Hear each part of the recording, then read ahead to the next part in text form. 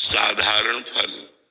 संत दरस जिम पातक तरई, संतों के दर्शन मात्र से जो किए हुए पाप हैं वो नष्ट हो जाते हैं।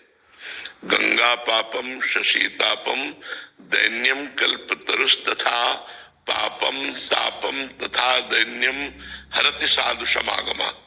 गंगा जी केवल पाप को नष्ट करते हैं, चंद्रमा ताप को नष्ट करता है, कल्पतरु दरिद्रता को नष्ट करता है।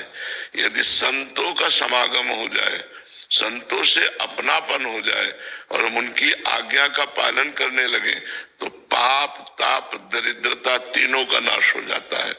दरस परस अगनास बास निज संग करो दिन, तीन मुख हरिजस सुनत श्रवण मानो न त्रपित छिन, कलि अभद्र वर्णत सहस कलि कामादिक दोष सब। जितने कलयुग के दोष हैं वो सब संत समागम से नष्ट हो जाते हैं। पाप ताप दैन्यता ये सब नष्ट हो जाती है। एक महान आनंद की अनुभूति होने लगती है जब हमारा भगवान से संबंध हो जाता है। तो वास्तविक पूछो तो संत दरस का फल है कि आप भले गृहस्थी में रहें लेकिन स्वभाव से संत बन जाना। पारस और संत में यही अंतर है कि पारस किसी लोहे को छूती है तो वो स्वर्ण बना देती है, लेकिन संत का हृदय अगर किसी से छू जाए तो उसे संत बना देता है, उसे निष्पाप महाभागवत बना देता है। तो संत दरस से बढ़कर के गिरजा संत समागम शमन लाभ कछवान। भगवान शंकर कहते हैं हे गिरजा, संत समागम से बढ़कर कोई लाभ नहीं है। एक महापापी भी महाभागवत बन सकता है।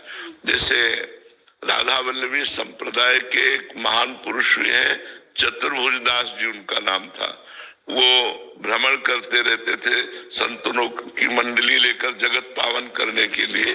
तो एक जगह वो भगवत कथा कह रहे थे, तो उसमें एक धनी मानी के यहाँ चोरी करके चोर भागा। राज कर्मचारियों ने पीछा किया तो बहुत बड़ी सभा लगी हुई थी, वो बीच में जल्दी से जाके बैठ गया। राज कर्मचारी ने देखा तो इधर गया, लेकिन उन्होंने विचार किया यहाँ संत समागम में चोर क्यों रुकेगा, तो वहां से क्रॉस कर गए। और उस समय कथा चल रही थी कि जो संतों की शरण में आ गया और उनसे गुरु दीक्षा ले ली, उसका नया जन्म हो जाता है, पीछे के सारे पाप नष्ट हो जाते हैं। वो उसके दिमाग में बात बैठ गई। जब सब लोग चले गए तो पीछे उठा और जाकर के प्रणाम किया और बोला, महाराज पहली बार मैं जिंदगी में किसी संत के आगे हाथ जोड़ रहा हूं। आपकी एक बात सुनकर, आपने कहा कितना भी बड़ा पापी हो, यदि वो संत समागम करे, संतों की शरण में हो जाए, संतों से गुरु दीक्षा ले तो निष्पाप हो जाता। क्या मैं निष्पाप हो सकता हूं? मैं जीवन भर हिंसा चोरी व्यभिचार गंदे आचरण करता रहा, तो उनका हो सकते हो। पहला नियम, झूठ नहीं बोलोगे। दूसरा नियम, अब चोरी नहीं करोगे। तीसरा नियम, जो नाम देंगे उसको जप करोगे, आज से तुम निष्पाप हो जाओगे। तो उसने कहा अभी दे दो, आज हमारा मन बदला है आपकी दीक्षा की बात सुनकर, कल पता नहीं मन राजी हो कि ना राजी हो, आज आप दे दो। तो उनका अभी दे देंगे। ऐसे जो सीरियस मरीज होते हैं उनका तुरंत उपचार किया जाता है। उन्होंने तुरंत कंठी मंगाई, मूड मुड़वाया, द्वादश तिलक लगवाए और उसको गुरु दीक्षा दे दी। पहली बात, आज से तुम्हारा नया जन्म हो गया।